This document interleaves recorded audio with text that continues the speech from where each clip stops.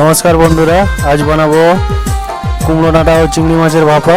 সবার প্রথমে কুমড়ো ডাঁটাগুলো কেটে নিলাম, তারপরে একটা মিক্সিতে দিয়ে দিচ্ছি কাঁচা চিংড়িগুলো, তারপরে দিয়ে দিচ্ছি 1 ইঞ্চি আদা, তারপরে এখানে দিয়ে দিচ্ছি 8টা মতো ধানি লঙ্কা,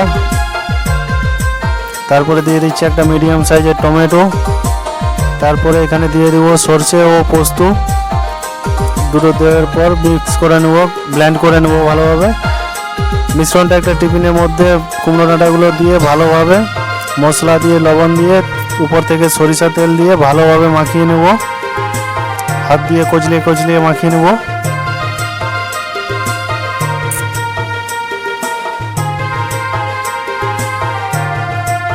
স্টিম করে নেব আধা ঘন্টার জন্য। আধা ঘন্টা পরে দেখুন